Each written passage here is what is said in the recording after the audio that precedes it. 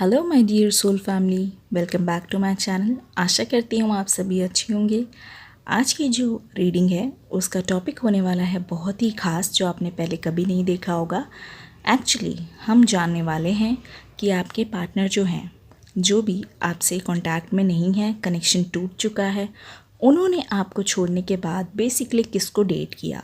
जानेंगे हम उन थर्ड पार्टी के बारे में, क्या है उन दोनों के बीच में अभी सिचुएशन, और आगे आप दोनों के बीच में क्या होने वाला है।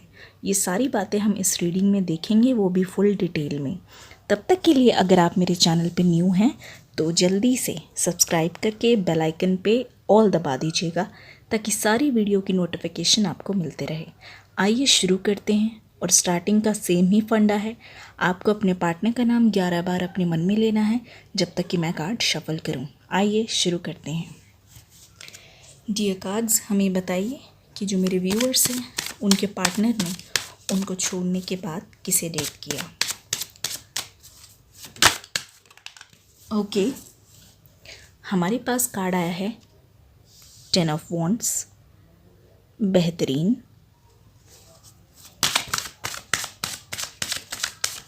बताइए कि उन्होंने आपको छोड़ने के बाद किसे डेट किया। हमारे पास कार्ड आया है 5 ऑफ कप्स।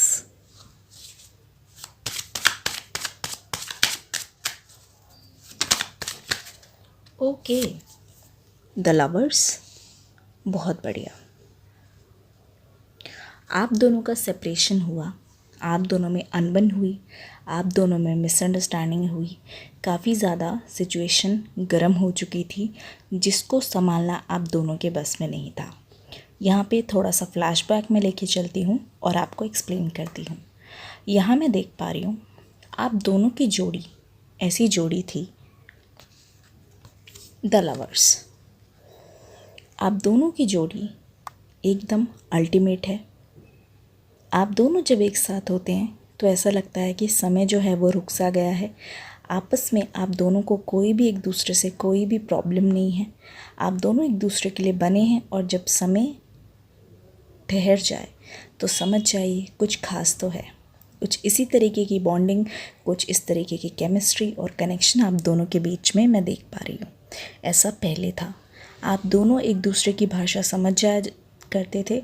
आप दोनों कितना भी आपस में लड़े, बट प्यार इतना ज़्यादा था कि कुछ ना कुछ करके आप दोनों एक दूसरे के साथ पैचअप कर लेते थे, और वहाँ आप दोनों सब कुछ भूल जाते थे। लेकिन फिर दोबारा से वही चीज़, ऐसे ही बार बार किसी चीज़ को लेकर झड़प होना, लड़ाई हो जाना, मिसअंडरस्टैंडिंग होना, छोटी छोटी बातों पे चिढ़ जाया करना, इरिटेट हो जाया करना। आपके पार्टनर ऐसा करते रहते थे। ऐसा है ना? मुझे कमेंट्स में फीडबैक ज़रूर दीजिएगा, अपनी स्टोरी ज़रूर शेयर कीजिएगा अगर ये आपके साथ रेजोनेट कर रही है। ठीक है? आपके साथ रहते हुए बीच में कहीं ना कहीं ऐसा ज़रूर हुआ है कि आपके पार्टनर ने आपके बीच में वैल्यू करनी बंद कर दी। वो उनकी गलती है, ऑब्वियसली इसमें आपका कोई रोल नहीं है। वो आपको लाइटली लेने लगे। उनको ऐसा लगा, जब इंसान को बहुत ज़्यादा कॉन्फिडेंस हो जाता है कि ये इंसान तो अब मेरे हैं, अभी ये छोड़ के नहीं जाएंगे, कुछ भी करें ये हर बार मनाने आते हैं और हर बार यही आएंगे, तो इंसान ओवर कॉन्फिडेंस में आ जाता है, जहाँ मैं आपके पार्टनर को देख रही हूँ। तो उन्होंने ओवर कॉन्फिडेंस में आके आपकी कदर नहीं की और इमोशनल लेवल पे आपको बहुत ज़्यादा हर्ट किया है, आपका दिल दुखाया है, जाने में अनजाने में। और इस चीज़ का रियलाइजेशन, पछतावा उनको बहुत बार हुआ। आइए कार्ड से अच्छी तरीके से समझते हैं ये सिचुएशन।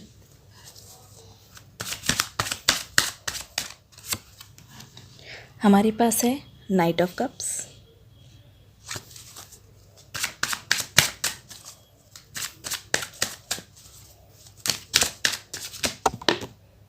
ओके, हमारे पास दो कार्ड्स आए हैं, नाइट ऑफ पेंटिकल्स और 2 ऑफ कप्स। बहुत ही शानदार एनर्जी के साथ रीडिंग बहुत ही ज़्यादा इंटरेस्टिंग हो चुकी है ऑलरेडी, मैं देख रही हूँ। कुछ और कार्ड्स लेते हैं और आपकी रीडिंग पूरी करते हैं।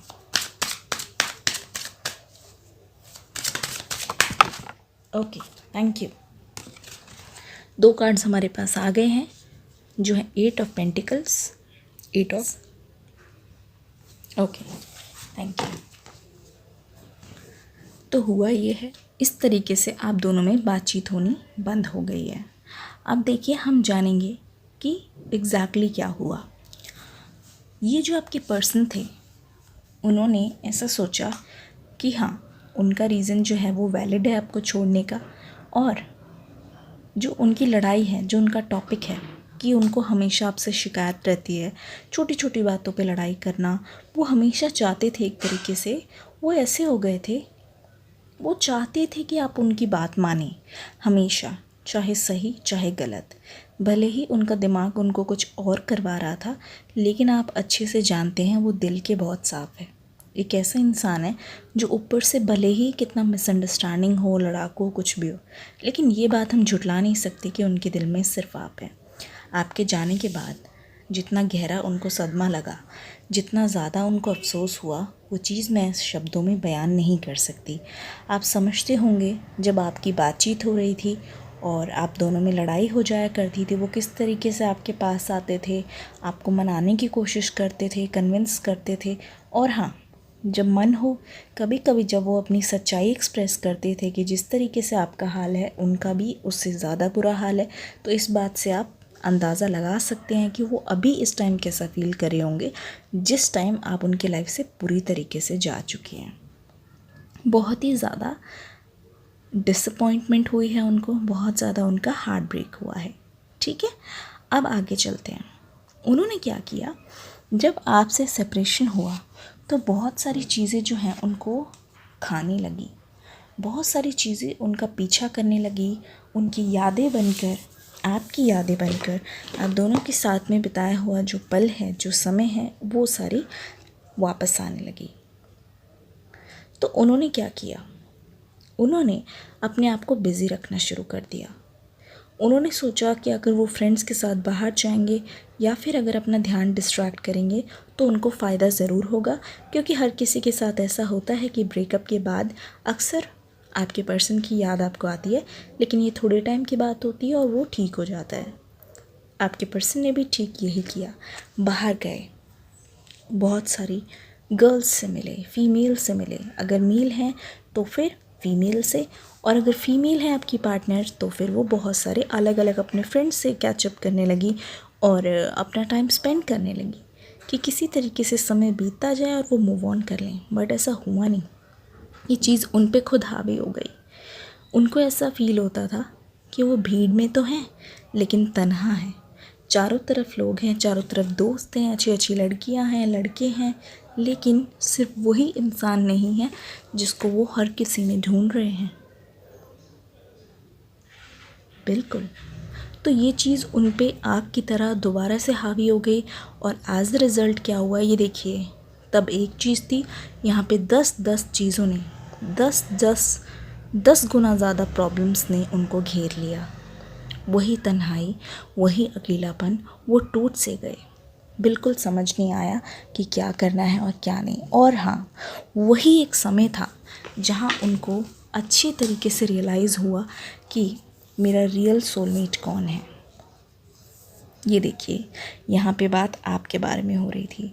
अगर मैं क्लियरली बोलूँ, आपने सुना भी होगा, आपको सुनने में भी आया होगा और आपको पता भी लग गया होगा अपने फ्रेंड्स से या फिर कॉमन फ्रेंड्स से कि, या फिर पिक्चर से फेसबुक पे या कहीं पे भी सोशल मीडिया पे आपने देखी होगी कि वो किसी को डेट कर रहे हैं, हो सकता है, या फिर वो अभी किसी के साथ है। वो उस टाइम का फेज़ था जब वो बहुत लोगों से मिल रहे थे, एक्सप्लोर कर रहे थे ताकि वो आपको भूल जाएं।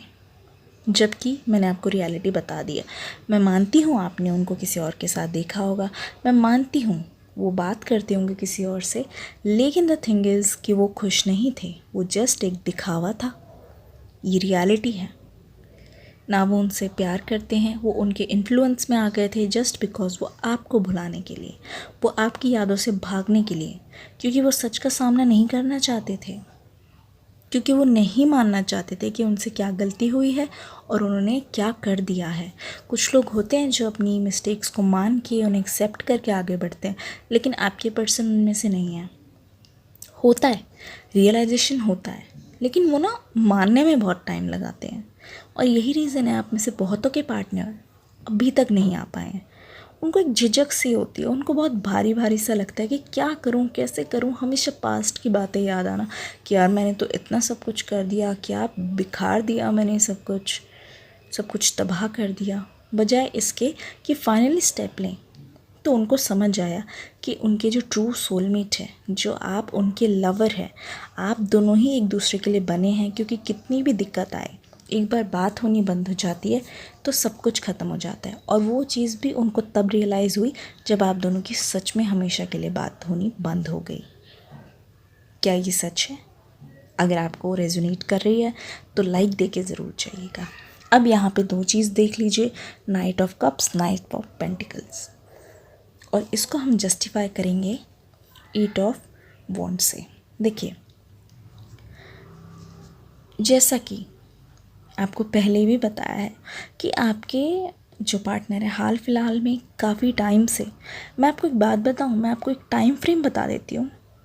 अगर मैं आपको ठीक से बताऊं तो आपके जो पार्टनर है करीब 8, 9 या 10 महीने या फिर 1 साल लगा लीजिए, लगभग उनके मन में ये बात चल रही है कि मुझे यार अप्रोच करना चाहिए, मुझे जाना चाहिए। आप में से बहुतों के पार्टनर वो आए हैं, और बहुतों के पार्टनर ऐसा हो सकता है कि ऑन एंड ऑफ आ रहे हैं, जा रहे हैं। वो क्लैरिटी जो है वो आपको नहीं दे पा रहे, जिसकी वजह से आपको भी कोई कंक्लूजन नहीं मिल पा रहा। क्या ऐसा है?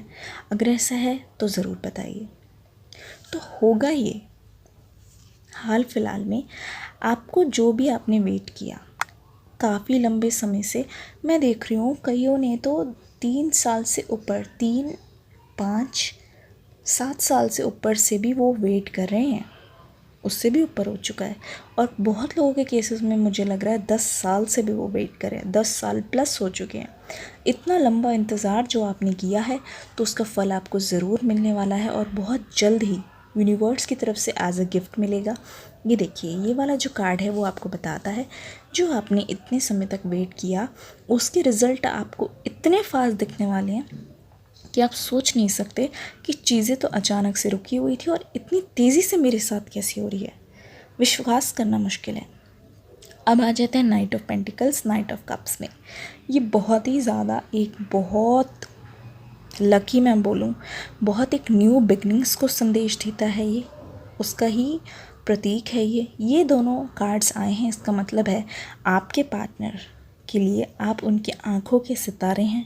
वो बिल्कुल कमर कस चुके हैं, ये चीज़ उनको बहुत टाइम से क्लियर है कि वो आपके पास आना चाहते हैं, बिल्कुल आना चाहते हैं। और इस बार आएंगे तो बहुत इमोशनल तरीके से आपको बताने की कोशिश करेंगे कि उनके मन में क्या चल रहा है, पिछले कुछ दिनों में उनके साथ क्या हुआ, क्या वो चीज़ें थी जिन्होंने मजबूर कर दिया आपसे दूर जाने में, और माफ़ी आपसे सबसे पहले वो मांगेंगे। आइए कुछ कार्ड्स से देख लेते हैं। बताइए कार्ड्स क्या एडवाइस देना चाहेंगे हमें। ओके, हमारे पास कार्ड आया है Anna, grandmother of Jesus, laying foundation, divine plan. ये जो एंजल है, एंजल एना, ये जो ग्रैंड मदर हैं, किसकी हैं? जीसस की। ये कह रही हैं आपसे, ये एक एंजल हैं जो हमेशा आपके आसपास रहते हैं। एंजल कह रहे हैं कि हम आपको lights, seeding the lights, seed कर रहे हैं, मतलब एक बीज बो रहे हैं, आशा की किरण आपके पास आ रही है।